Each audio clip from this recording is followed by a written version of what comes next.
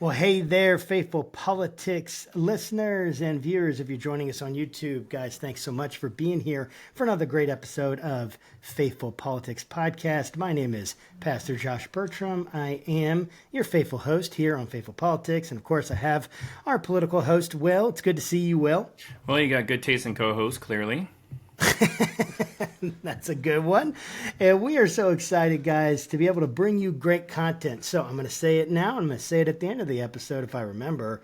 Like, subscribe, do the things that help get the word out to people, because we need podcasts like this that are not screaming at people, that are not throwing muck, but are trying to understand issues deeply. So please, make sure that you do your part, and we'll keep doing ours. And today we are excited to have on the show for the first time Faithful Politics, but we've had him on the Faith Roundtable, is Dr. Mark Glanville. He works as the director for the Center of Missional Leadership at the University of British Columbia, Vancouver, Canada.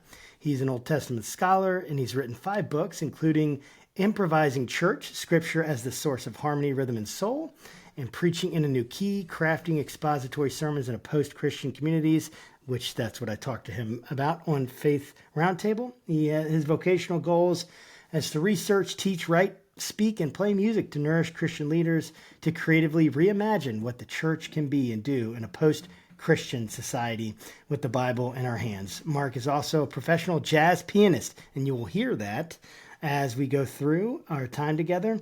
And he's active in the Vancouver jazz scene. He has a podcast called Blue Note Theology, the only podcast in the world hosted from a grand piano.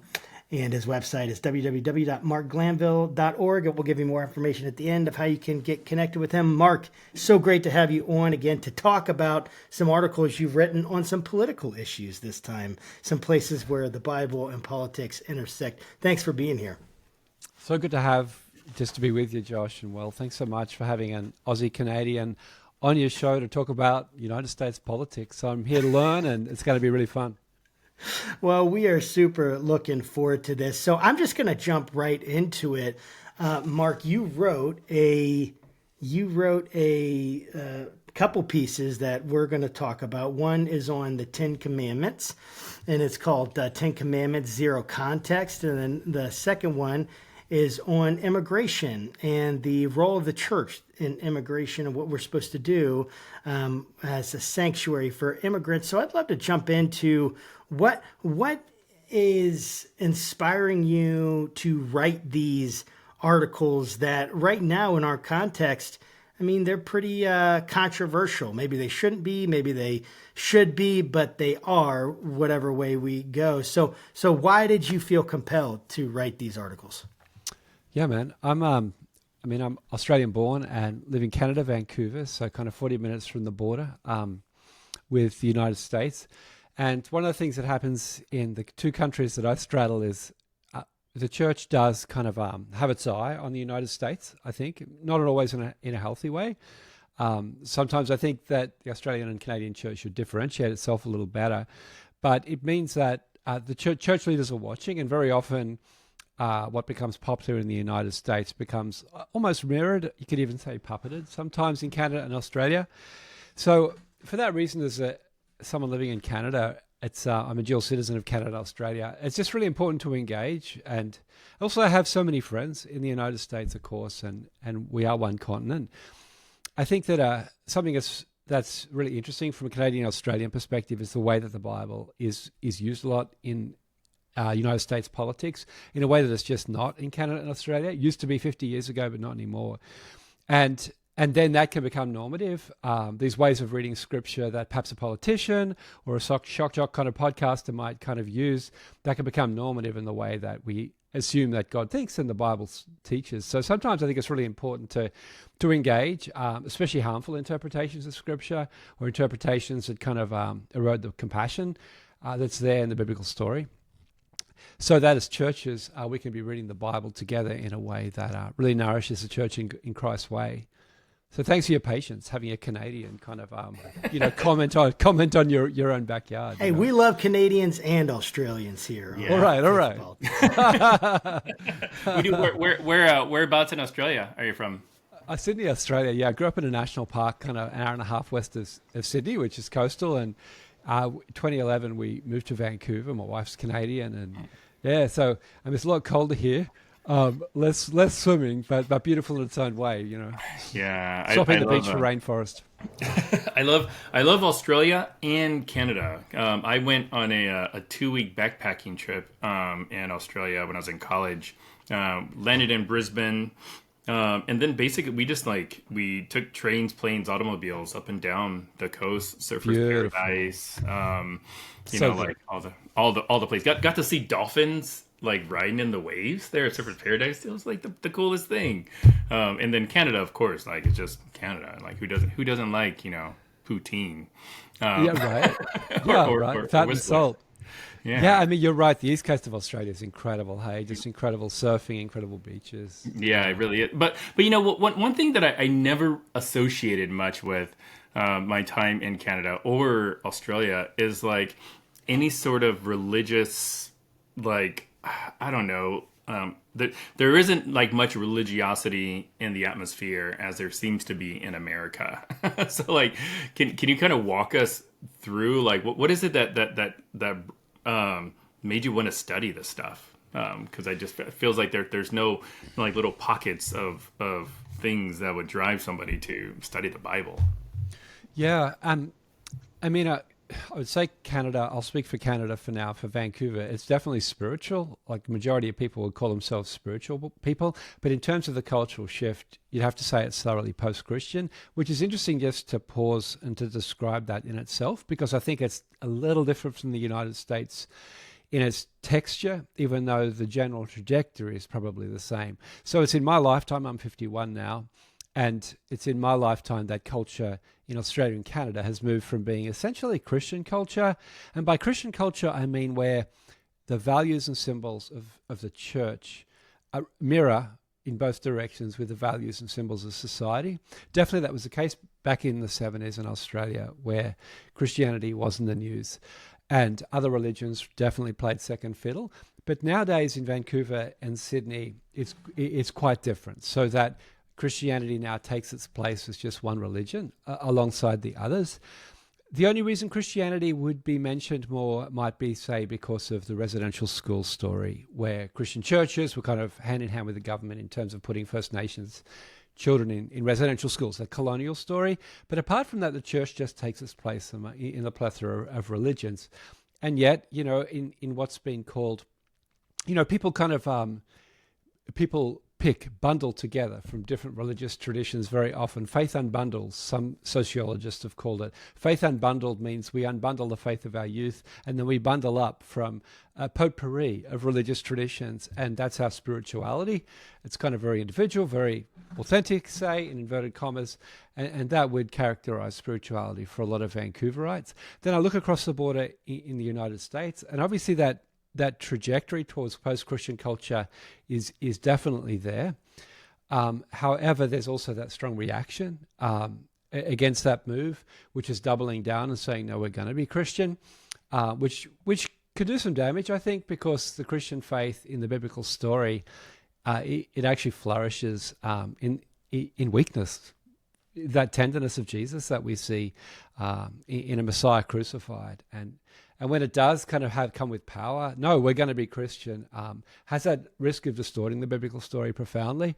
So it's interesting, I think that even in those small kind of like cities that are more, have kind of been moved further on this kind of turn toward post-Christian culture in the United States, say New York or San Francisco or Seattle, it's still different to Vancouver in the sense that Christianity is still part of the news story. I even noticed in the New York Times, which I read daily, Christianity comes up in a way that it wouldn't in the Globe and Mail in Canada. And that's just interesting to me. I would say that a city like New York is in the twilight of Christian culture, but it's not quite post-Christian. You know what I mean?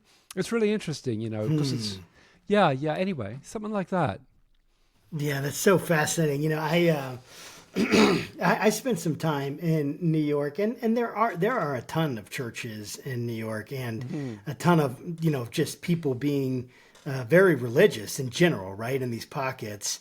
And even for me, like growing up and in our area here, I mean, obviously we're in Richmond, Virginia. It's in the South in America. There's a lot of Christianity, Christian influence, Christian culture that's still very visible here, like say compared to New York or compared to Massachusetts, which I read recently has the lowest, I think, amount of people that would consider themselves evangelical in the, or one of them in the whole United States. But, you know, you mentioned this backlash, and of course, this is what's happening. Yeah.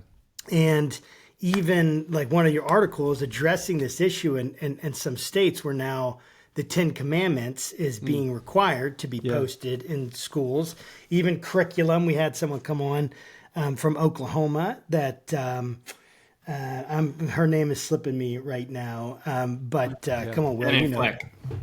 Shannon Fleck. Right. Shannon Fleck, who has an organization there in advocacy and has stood in the Oklahoma governmental buildings and Congress and has spoken against these kinds of curriculum and this push, and yet it's a pretty strong force to get biblical curriculum and the 10 Commandments, and you wrote about it, and I would love for you to kind of just in general, like in your article, you come from hey,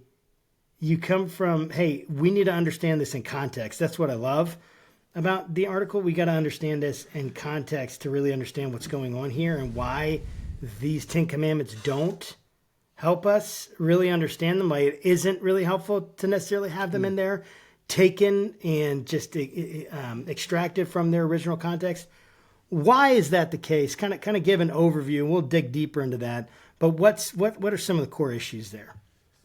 Yeah, sure. I mean, it fascinated me from Canada to see the Texas Senate pass this bill and pass this law, as Louisiana already had done a few months previous to require the 10 Commandments to be displayed in public schools. I think that I'm an Old Testament scholar and I've studied the 10 Commandments and written on them. And it's just to understand what the 10 Commandments are doing in their ancient context is they were a program for shaping this community under the reign of Yahweh to be a community of tenderness, to be a community of justice in contradistinction to Egypt and the oppression of Egypt that they just left. So when you come to Exodus chapter 20, which is where the 10 Commandments first appears, and it's repeated on the kind of the edge of the Jordan in Deuteronomy 5, the Decalogue's given a second time. When it's given at Sinai, the 10 Commandments are given 2.5 months, only 2.5 months after Yahweh emancipated God's ancient people from enslavement in Egypt. So these people, as they receive these 10 laws, are really a nation essentially of slaves. They've been emancipated, but their imagination hasn't moved beyond their identity as an enslaved people. And these laws given at Sinai are shaping God's people to be a people where there can be no pharaohs, where there can be no pharaohs that are accumulating resources and wealth on the backs of other people's labor at the expense of others. So, I mean, in this article, I just take the readers back to what was happening there, and the ancient Hebrews were building the brick factories. They're working in the brick factories of Pharaoh, building these storage cities of Pithom and Ramesses. Exodus chapter 5, we learn that Hebrew foremen were beaten, sometimes doubtless to death, if brick quotas weren't met. So this was a slave economy. And then there's this great act of emancipation. There's the burning bush in Exodus 3 and 4. You remember that. This wonderful act of slave emancipation. I mean, we could mention as a side the bravery of many Hebrews, like those Hebrew midwives, remember? Those people who kind of, or Miriam, Moses' sister, in those early chapters, these resistors, incredible stories, especially of women. And then the burning bush. And then Yahweh comes down and emancipates God's people. And here at Sinai, God's given these instructions, these 10 words, but as well, a whole biblical corpora, a corpora of law, this body of law in Exodus, Leviticus, and Deuteronomy, that's shaping God's people to be this community of tenderness. And so when we understand the narrative context, all of a sudden we can start to exegete these laws aright. And when we understand the Ten Commandments in the context of the law corpuses in specifically Deuteronomy, Leviticus, and Exodus, you see that this is a program for tenderness, for social justice, and for bringing the weakest among us into the center of the community. Because that's what happens when Yahweh is king and not Pharaoh. Man, there is so much I could say that I'm sitting at the piano. Can I make this musical for a second, Josh and Will? I'm really offended you haven't so far, so please do. Yeah. Thanks, Will. I think, so I'm a professional jazz pianist and as well as a biblical scholar, and I did much of my scholarship on biblical law. And this occurred to me pretty late in time. I was journeying in both for some years before I realized this fascinating thing, that biblical law, that I'll unpack for you in a minute, and jazz and blues both have their roots in slavery. Isn't that crazy? And both, like the evil and atrocity and abhorrence of slavery, and somehow jazz and blues and biblical law, including the Ten Commandments, sing the song of the human soul and invite us to something more hopeful and more beautiful. I think that's incredible. And I was journeying with both as a professional in both areas without realizing the connection. It was honestly reading James Cone, Crossing the Lynching Tree, when it suddenly came together for me, all that music in that book. So just to kind of illustrate, if I may, Will, do you mind if I talk about jazz and blues for a tick? Please do. Yeah.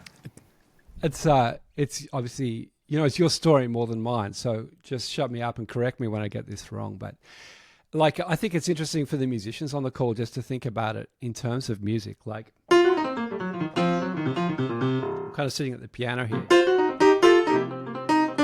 And as a musician, I can tell you there's the three what we call blue notes characterize the blues music. So I'll think in the key of C, for example, here, for the sake of just illustrating this, and the three blue notes in the key of C are what we call the flattened third, which in the key of C is E flat. So here's C and here's E. We flatten that E to a flattened third, and that's the first blue note in the blues in the key of C. So I'll just show you. So you can hear that kind of blue note. The second blue note is the flattened seventh. So we're in C again. So here is C to B. That's a major seven in classical music, and we flatten that to a B flat, which is a flattened seven. Instead of a major seven, a flattened seven. And you'll recognize it. You get that blues sound. And then think of the third blues note is a flattened fifth. So C to G. And this is the one that holds the most tension. And you recognize this from the kind of old rock and roll players, like Little Richard. But what's really interesting is you see these three beautiful blues notes is that tension, that suffering, that genius of the Black American community, that musical genius, that creative spirit, it's all there in those three notes. You can hear suffering, sadness, maybe outrage, indignation. You can hear genius, that's for sure. And within the blues, there's always incredible hope. After all, we're together, we're alive, we're playing together, we're creating together. That resurrection shout, there's always the moan of the cross and the resurrection shout.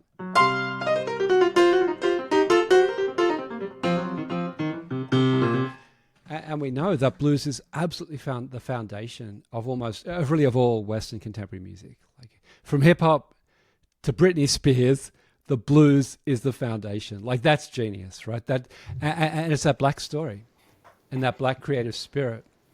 But then you come to biblical law, and there's that story of enslavement now in Egypt, and then we come to Sinai, and by the inspiration of the Spirit, the creativity of God, when it comes to the Old Testament, the Pentateuch, the first 5 books of the Bible, the genius of those Old Testament scribes who knew suffering themselves. And biblical law is this, a bit like the blues, this invitation to be that hopeful community, to be that that community that brings the weakest among us to the center, which is exactly what the blues does. So I think that parallel is just fascinating. The beauty in the biblical story, and biblical law is the foundation of the biblical story that we see ultimately expressed in the life of Jesus. His tenderness up close and personal with people. So I can get into the details of biblical law and talk more about the Ten Commandments and then actually talk about what does it look like to have these in the classroom and what does that signify. I'd love to do that, but I've said a lot, so I'll just pause. No, I really appreciate you sharing that. And there was something that you said that did kind of stick out to me, because like I do think that the Bible, Christianity, can be a very beautiful religion. And I think it's because of man, we've sort of perverted it and kind of wielded it as a item of power because it is powerful. I mean, I was talking to somebody the other day about that Denzel Washington movie, The Book of Eli, like spoiler alert, like he has a Bible, like, and he's traveling across country protecting like this last remaining Bible. Because it's so powerful, and having you say that the biblical law was rooted kind of in slavery, it's just it goes to show how humans can always be counted on to screw things up, because we've used that same biblical law to help perpetuate slavery, to help perpetuate Jim Crow laws, to really make people think of the Bible as something that it's not.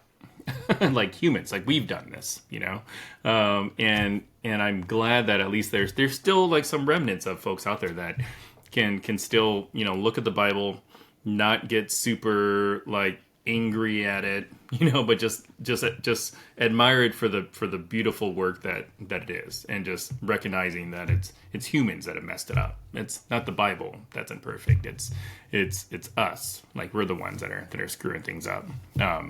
So I just wanted to kind of just say that, because I don't know, your music made me think about it. So, but I do want to talk about your article for sure, and I definitely want to talk about Ten Commandments, because that's your area of expertise. But I want to offer at least one thing, kind of in response to Josh's question. Josh had asked, like, what's the deal with all these Ten Commandments stuff coming in our classroom? And I don't know how familiar you are with like Project Blitz. So Project Blitz is this like thing in America that took place several years ago. I think it's like 2016, 2019. I'm probably getting my numbers mixed up somewhere, but it was a concerted effort to actually use states as sort of little mini science experiments to interject more Christianity in society. And one of the tactics is, maybe it's like getting "In God We Trust" on license plates. Maybe it's getting prayer in public school. Maybe it's getting Ten Commandments. So I love to kind of just get your thoughts about the Ten Commandments in particular. Like what's so special about the Ten Commandments, and how did the Ten Commandments become sort of this like this like image of all things Christianity? Yeah, 100%. It's I mean, I think in the Old Testament they're not nearly as important as they are in modern culture. I think that they're repeated. You could say that they, in many ways, they encapsulate much of biblical law that I'll talk about in a minute. But at the same time, they just take their place in among the law codes of the Old Testament. I think in the Christian tradition, they've had more and more importance. In the Reformation, they were very, very important to the Reformers. Calvin saw them as a summary of God's moral law, of course. They're there in the Presbyterian kind of Westminster Catechism. They were summarized. You had to know them by heart.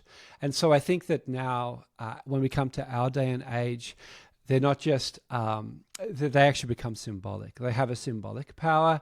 It's a bit like installing a symbol to say we own this place, which is fascinating, I think, when it comes to putting like the Ten Commandments almost as a plaque on a classroom wall. This is just an interesting piece of history, but the Ten Commandments on stone tablets is related to the ancient practice of a covenant between the great kings. And what would happen is the very powerful kings of Mesopotamia, the Neo-Babylonian kings, the Neo-Assyrian kings, the Neo-Persian kings in the 1st century BCE, they'd conquer, they'd subjugate another king, like ancient Israel were subjugated. And they would oppress them under what's called a covenant or a treaty. And these treaties were literally written on stone, like the Ten Commandments, and installed in the temple of the subjugated king, like the Ten Commandments. Do you remember the Ten Commandments are put there in the Ark of the Covenant, put there in the Holy of Holies? Well, we know that's exactly what they did with these covenant tablets.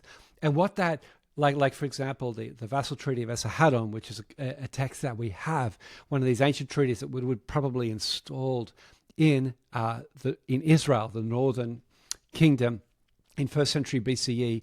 And that was Esarhaddon saying, I own this place. And there seems to me to almost be a mapping on what's happening right now with the Ten Commandments installed, in inverted commas, in school classrooms. It's really Christians saying, we own this place. You know, it's the symbolism is more important than the words in many ways. We can talk about the words in a moment, but I just find that interesting, that ancient and contemporary mapping at a symbolic level. Yeah, I do want to talk about the words, but this is just more of a curiosity, if anything, because like if you were to ask me to describe what I think the Ten Commandments look like or the Ark of the Covenant, like my mind's gonna go either to Indiana Jones or like some old Charleston Heston like movie. So like can like are the Ten Commandments like literally like, you know, with a chisel, talk me through like the actual reality of the Ten Commandments, the objective, I can touch it, or at one point in time I could have touched it, or something like that.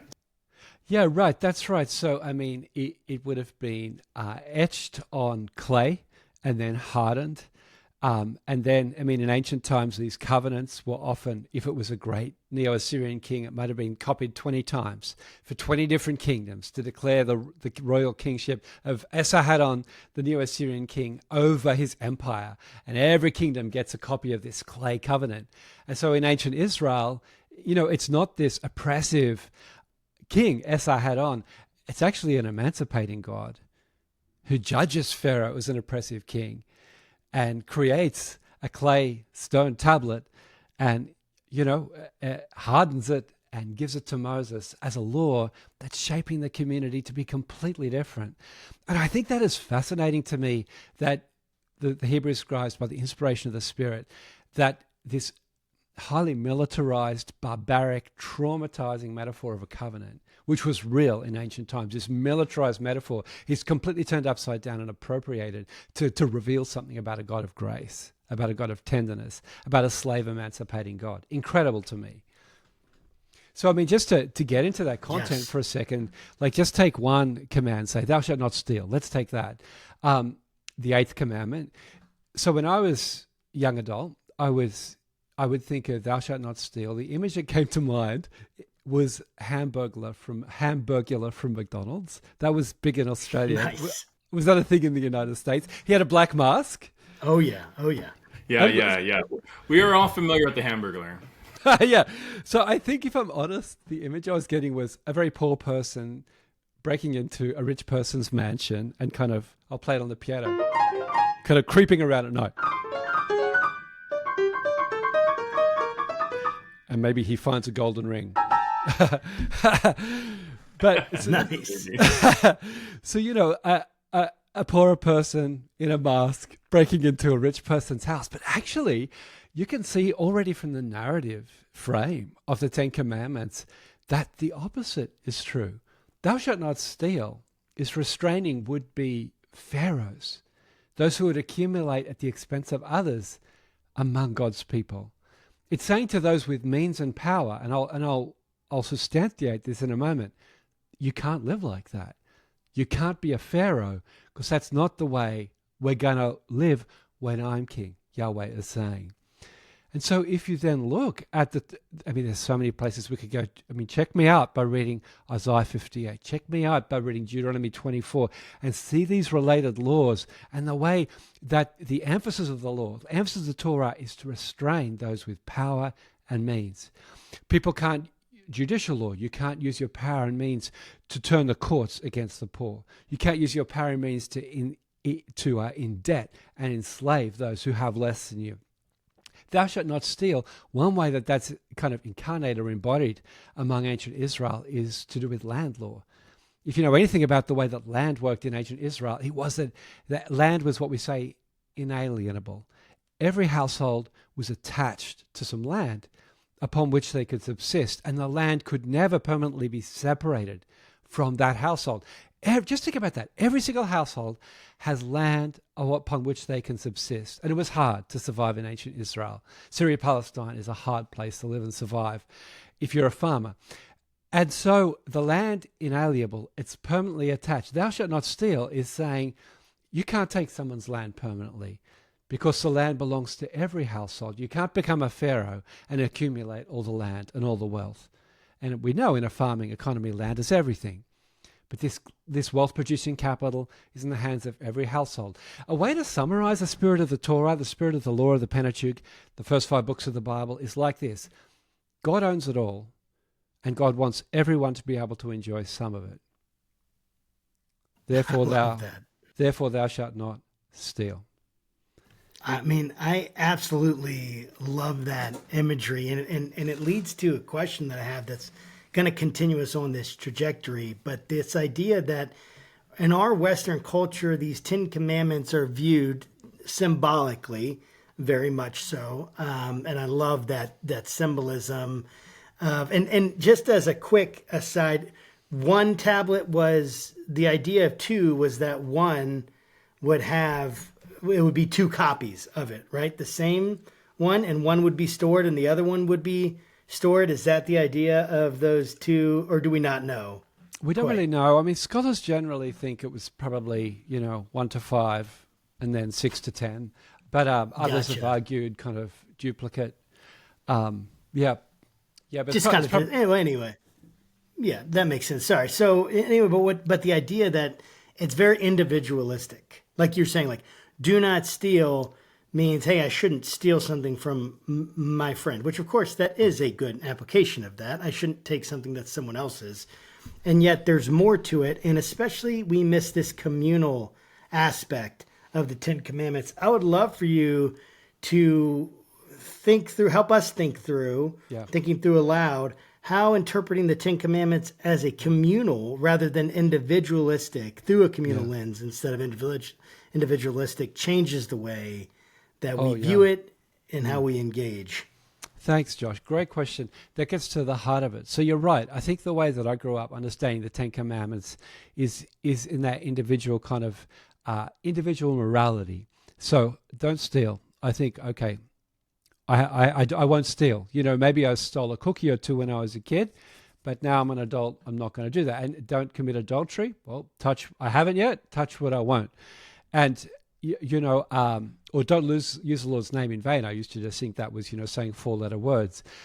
And the point is that when you interpret it through that individualistic lens, it's really restraining the kind of excesses of individual behavior. It's saying, don't do these things that are off limits. It's, in a sense, kind of constructing a good citizen at that individualistic level. Now, on a surface level, that's not such a bad thing, sure. But there's not a deep personal challenge either. Like, it's just restraining the outer limits of behavior. Don't murder. Well, I haven't murdered and I probably won't. You know what I mean?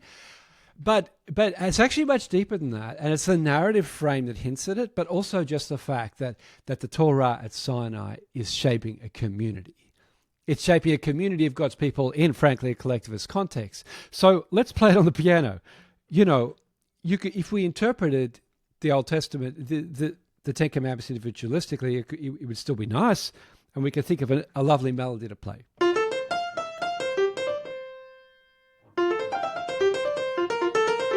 So there's a beauty there. We don't have people going around murdering. Great. But, that there's a beauty there, and it's of value. But actually, the narrative frame shows that it's saying, don't go back to Egypt. We're going to be a different kind of society. We're going to be a society where every person can flourish, especially the most vulnerable. We're going to be a society where none of you can be Pharaoh's. And you go to something like Deuteronomy 17, the law of the king, and the Israelite king isn't even permitted to look like a king. It's not really a king. You can't have wives, you can't accumulate resources, you can't have a big army. And then it says in this shocking kind of phrase, don't take the people back to Egypt. Even the king can't be really recognizable as an ancient king in Deuteronomy 17, the law of the king. So now, when you put it in this communal frame, we start to see that it's shaping a society of mutual care. It's shaping a society that brings the weakest into the center, because that's what happens when Yahweh is king. So all of a sudden, thou shalt not murder, for example, let's go there. It takes a completely different shape. In Egypt, financial accumulation, financial profit was prized above human life. And actually, when you think about it, that's exactly what happens in so many societies. I mean, in Western society, my mind goes to 200 years ago in England, where if someone stole a sheep, in order to feed their family, they'd be put to death. That's just interesting in itself. That's an example. Sure, we don't want people stealing sheep, but it's an example of economic productivity being priced higher than human life. Or you think of the slaveocracy in the United States, which it wasn't so long ago. Or you think, goodness me, of international trade laws. You think of the movement of money and indebtedness of majority world countries. And that, again, is prioritizing financial profit over human life. And the reality is that thou shalt not murder, put in that communal frame, actually is an invitation to us to live more beautifully. So now we can come back to there was our individual melody. And it's so much more beautiful when we're a community, because communities up close and personal can live beautifully.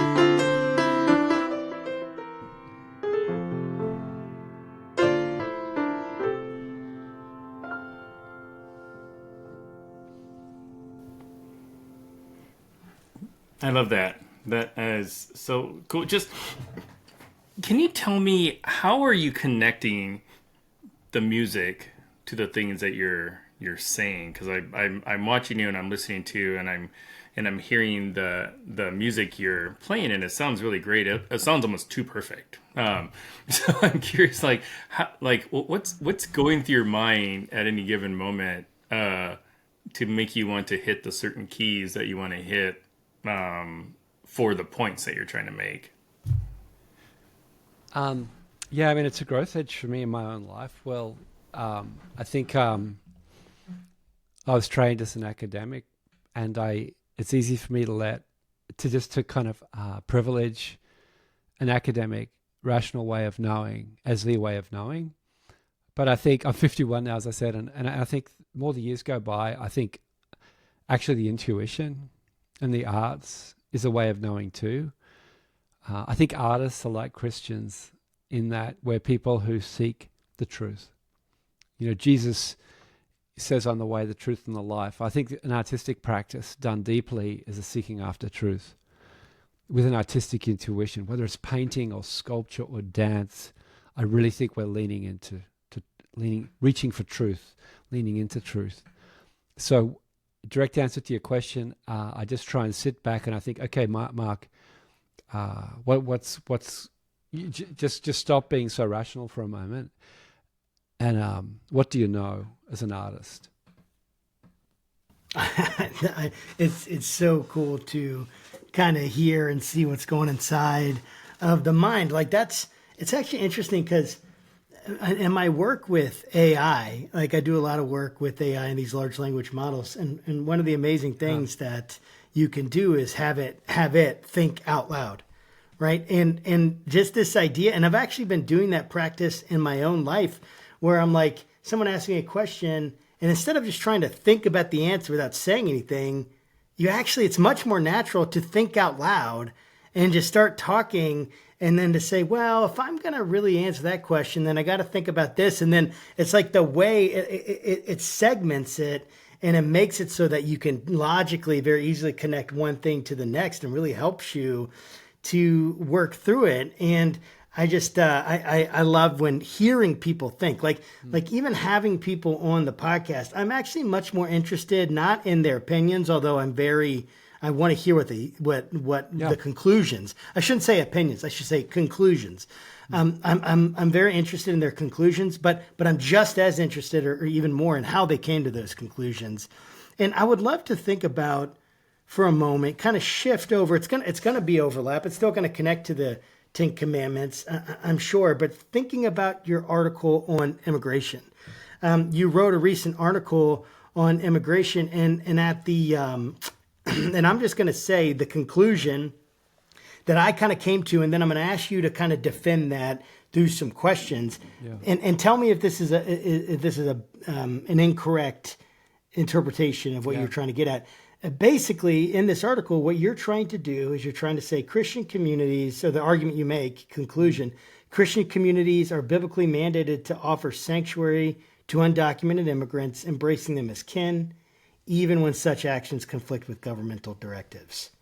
Now, I don't know, would you say that that's a fair interpretation of the conclusion in your article? Thanks for reading it closely. I would say that's probably slightly sharper or edgier than I would have put it, but you've read it closely. I think that there is a biblical mandate to welcome and enfold the person who doesn't have a home and is seeking a home. We could talk about that. I think Jesus broke the law. The Apostle Paul sometimes broke the law. The Hebrew midwives in Exodus broke the law. And the apostle said, right, we have to obey God rather than man. Right.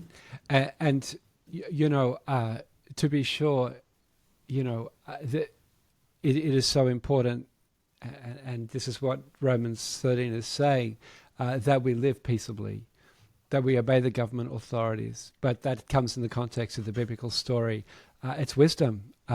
It's chachma, the skill of living well in God's world. The Bible's about wisdom, and that means making complex judgments sometimes. And that's what we're being called to do at this time in the United States, to make complex judgments.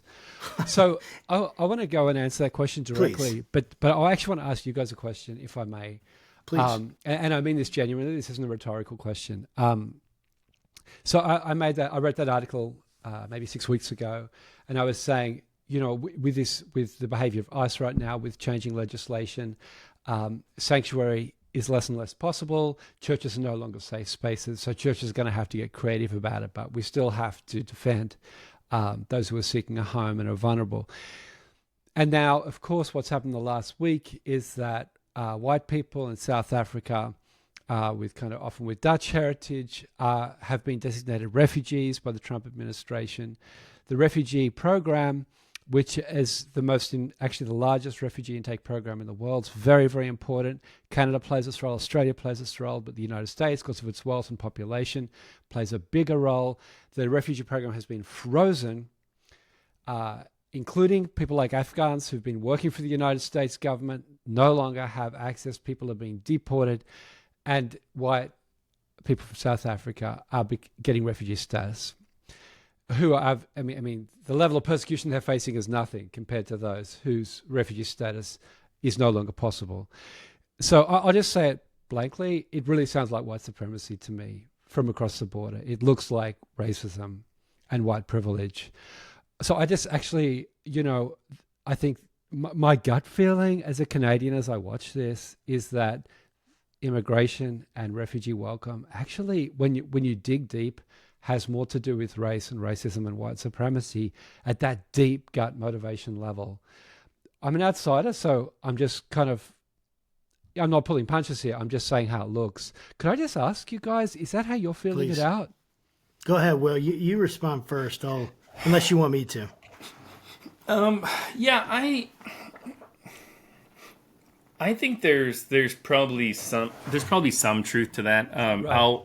I'll be honest. I'm not following the South African story as much as I am just our own southern border immigration woes, and I know that there have been a lot of really good folks doing great work for that are Christian. We spoke to a gentleman think he wrote a book called Migrant God. Isaac Villegas, I think was his name. But his whole book was about essentially just helping people across the desert trying to get here, and he shared these really like personal testimonies of this pregnant woman, that had already walked hundreds of miles, and they were trying to give her clothes and food, and all the people as part of his organization like threw her like a makeshift baby shower. It was just like super like heartwarming and touching. So I do think that, number one, there are Christians out there doing the good work. Do I think that this administration's motivated by racist ideas? Yeah. I mean, because like if you just look at the people that he surrounds himself with, Stephen Miller's probably one of them. He surrounds himself with folks that are self-professed Christians that also are white evangelicals. And as Josh and I were actually talking before we started recording, I was like, I wrote a Substack about how white evangelicals definitely feel like they are more persecuted than other marginalized groups. And that data is borne out in a lot of different places, Barna and PRI and other places. Right. So I'm not just making this up. The data that they feel that way, right? Well, not that it's actually occurring. Yeah. The data that they feel this way is everywhere and not hard to find. So I think if you think about that, about what the data says this particular group thinks about their own persecution, and then you layer in the refugees we're bringing in from South Africa, I don't think you have to look really hard on how you draw those dots. But I think if you only just knew the South African part and you knew the refugee part, an outside observer would be like, yeah, we should welcome everybody. It doesn't matter what they look like or what country they come from. But, kind of seeing the bigger picture and the context, I think you could probably, make a strong argument for what's motivating these things. So go ahead, Josh. Yeah, coming from a perspective, right? So I got to say something it's just been on my heart, and I appreciate the question, Mark. So I have a call on Monday nights, and Will often will jump on that call with me. He goes to the church, and so we're brothers in Christ, and we're good friends, and we have some other guys that come on, and for whatever reason, just by happenstance or whatever, I'm the only white guy on the call on Monday nights normally, which I actually really love. I don't even think about it anymore, but like in this perspective, last week I did think about it, and here's why I realized I did think about it. It was either last week or the week before, but I essentially we were talking about patriotism, and I was talking about like how I felt like I'm all for Christians being patriots, and I talked about how I grew up like I felt like this was my country. I felt like I would die for my country. I felt. And I'm not saying this as any kind of like in a negative light on any of my brothers that were on the call, but but they disagreed. And Will is someone who's been in the armed forces, and Will, you can respond and give your. I'm not trying to speak for you, but he served our military. He served. He's been injured for our country. He's had to go through issues, all sorts of stuff. I'm not going to name his issues, right? HIPAA violation. Hello. So, but he has gone through his own thing for our country, served in the infantry. And thank you for your service, Will. I know I've told you that before, but truly. And to hear this perspective from my black brothers that, yeah, I just didn't feel like the same way. I didn't necessarily feel like this was my country. Or I didn't feel like this was like I was like that patriotism was not a huge important thing. And then thinking about it and like, yeah, I mean, if I belonged to a group of people that had been systematically identified, targeted, oppressed, enslaved, and persecuted for hundreds of years within the West. And then as, in my dad's lifetime, right, my dad was in segregated schools. He remembers when they bust people in. He grew up in Washington, D.C. He remembers the integration of schools. Wow. And this is my dad. Yeah. And so one generation from segregation. Yeah. And I think, man, now my son is 11, and we are in a country where it's tough, man. It does feel like, so I don't know the truth of all of it. I'm not gonna claim to have some God's eye view of this, but all I know is my friends of color, many of them are afraid. Not all. I mean, well, all of my friends are, but I'm not saying all people of color are afraid. But many, and feel like I've heard comments from people I know that are critical thinkers, people of color, that are like, I'm afraid that they're trying to take us back to the 1800s in America. And it's hard for me to wrap my mind around that. But then I see things like this, like you're saying the Afrikaners, right? Being the only, I think, I don't want to misspeak, but they're the only people that Trump has given refugee status to so far. That's right. And so you, the only people that Trump has given refugee status to are a group of people from a country well known for its racism in recent years. And they're being given status because they're being racially persecuted. I don't know how you interpret it. It certainly doesn't look, it's not moving in the equality direction. It doesn't seem like, in terms of like, to me at least. And so, it's a long answer to your question, Mark, but it's very concerning. All of this is very concerning. And I don't hear a lot of straight answers on it. I don't hear a lot of honest answers on it. I hear a lot of anger and people getting really mad about this woke this and this woke that. And I don't consider myself woke. I never have. But I'm just like, why are we demonizing this to such an extent and have so little compassion sometimes? It boggles my mind. And then to imagine, like, are my friends, my people that I love dearly, my black friends, they're actually afraid? Like, this should bother me to such a degree. Like, I should not be okay with that. And that's kind of where I am right now. Like, it was just this stark reminder, like, this was my country because that's what I was told. And I was never persecuted. I was never oppressed. I was never part of a group that was systematically kept down. And it just was very enlightening, and I'm very concerned. I'm very concerned. And of course, that's going to make me the woke pastor and the one that, the shepherd for sale and all this stuff, and honestly, I don't care, man. I'm a conservative. I was telling my wife this the other day. If conservative means not biblical, then I'm not conservative. If conservative means I don't have compassion on people, on immigrants, I don't have compassion on people that are marginalized, then I'm not a conservative, and I don't want to be. But that's not what conservatism is to me. Yeah. How would you describe what conservatism is to you, Josh? Oh, I mean, I think I would describe it as, hey, I'm trying to, well, if I think about it in an ideological way, I'm saying there are certain things from the past that we shouldn't be too quick to get rid of.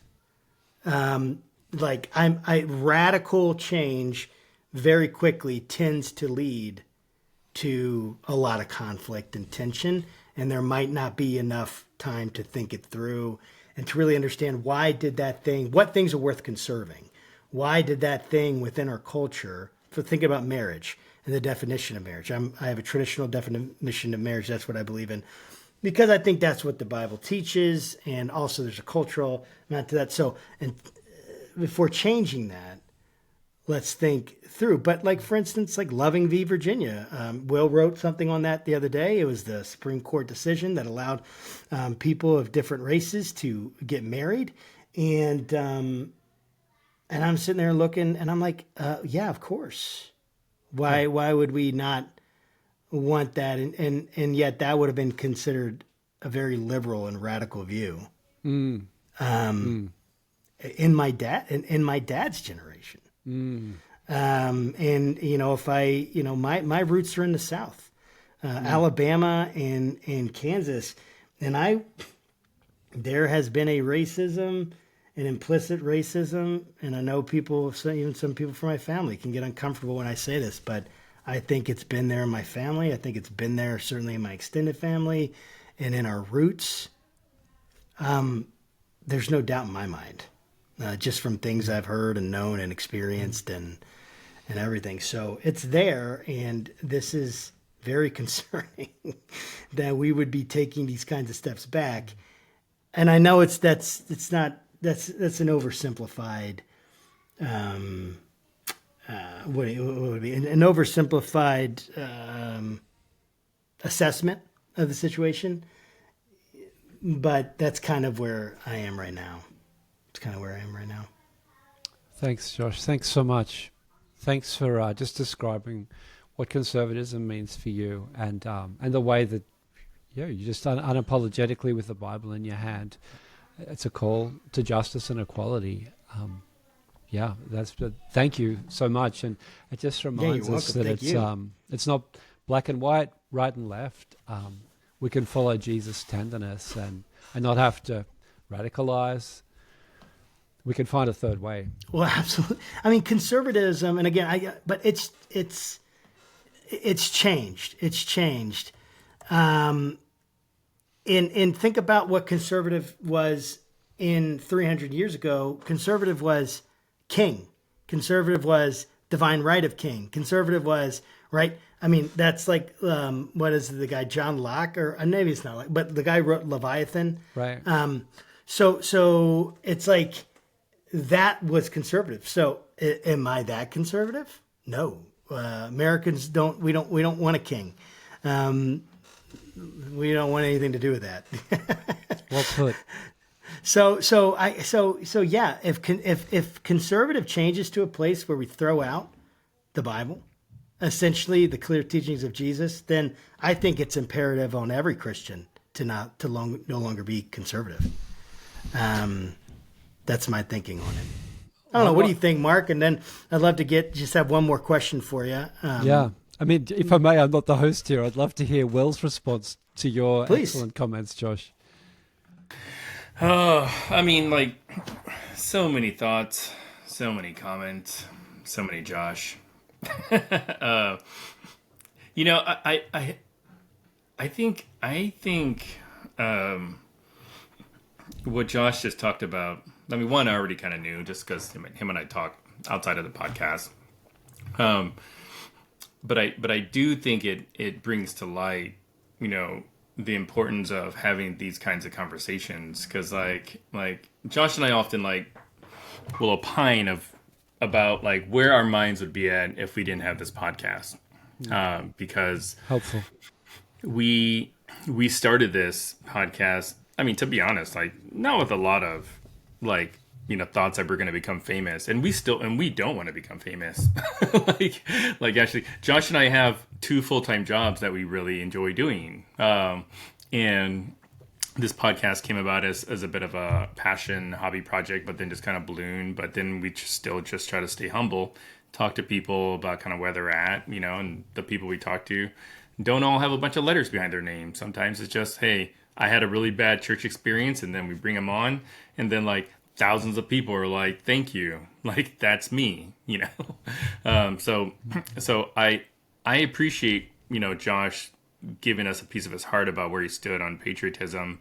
Because I think that he's not alone. I think there's probably a lot more people that are kind of at this sort of crossroads where they're just I don't really know where my faith fits into the broader picture. I love Jesus. I love my friends that also love Jesus, but I don't like seeing Jesus on Fox News every night. I like seeing Jesus at the homeless shelter. I like seeing Jesus, helping the refugee, the immigrant. I don't need Jesus, campaigning for a 3rd term or whatever the case may be. I just need them. I need the personal Jesus in my life to be present and real for me and for other people to see that Jesus. And if they choose to, want a piece of that, I'm happy to tell them about it. But at the rate we're going now, especially in America, it's just like folks are leaving churches, folks are leaving denominations. Is this gradual blending of faith and politics in ways that we really quite haven't seen in a while. Our Supreme Court, I feel like I'm on a soapbox. Our Supreme Court is heavily loaded with folks that would love to see, the wall of separation be torn down, which I know it's not in the Constitution, but the Establishment Clause is. So for those haters that want to say something, I just want to put that out there. So, yeah, I mean, we're just in a really weird time, and we're just so lucky and blessed to have folks like you to talk to, Mark. Help us work through it's a blessing to talk to you guys. Can I respond? I would love to hear your thoughts. Yeah, and then I just have one practical thought afterwards, like a question before we close. But please help us. I think I mean, we've gone to the Ten Commandments. We've seen the narrative frame. We've kind of looked at the way the Ten Commandments is shaping this community of tenderness. This is what people in society look like when Yahweh is king, not Pharaoh. And I just want to come to Jesus, as you've mentioned. Well, I think, one way that the Old Testament is often misinterpreted, or another way that it's misinterpreted, is it can be diminished. We think, for example, of Matthew chapter 5, which is the beginning of the Sermon on the Mount, which runs Matthew 5-7. Jesus says, "I've not come to abolish the law, but to fulfill it."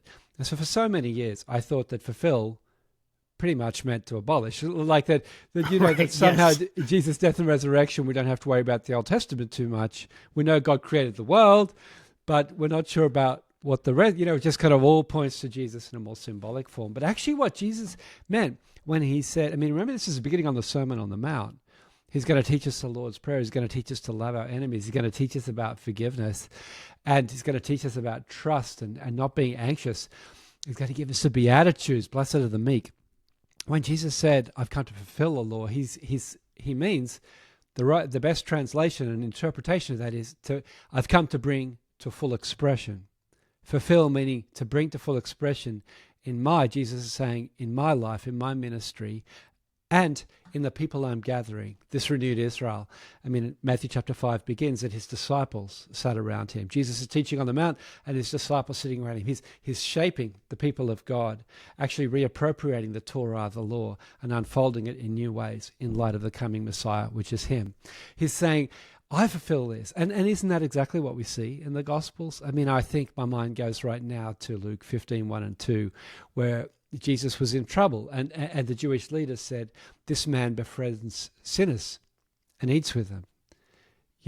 This man's sinners and prostitutes and tax collectors, all those, in inverted commas, the wrong people in society, in inverted commas, wrong people, but in the lens of the kingdom of God, exactly the right people. And when Jesus says bring to full expression, we can see that in the Ten Commandments now. We can see that tenderness, that bringing the weakest among us into the center, is exactly what Jesus is doing. That's our Savior. That's our Lord. And if we're evangelicals, and I could say I'm a Canadian evangelical, which is quite different to a United States evangelical. For me, evangelical means all about Jesus, all about the Bible. And because of Jesus and the Bible, justice and bringing the weakest among us into the center, and humility. That's what evangelical means in Canada. It's all about Jesus. I really appreciate those words, and I hope that that's kind of where we move in America. I think Amen. We need that. We need that public discourse. We need the public engagement, and we're big on that. That's why we do this, so that we are engaging with culture and public and in politics. I think there should be Christian influence. I'm a big proponent of that. But Jesus, representing Jesus, not Pharaoh. And I just love the way that you've contextualized this for us. It makes more sense, and it's so relevant to what we're going through right now. I just really appreciate, Mark, you coming on, sharing your thoughts. How can people follow your work, and what do you have coming up next for them to look out for?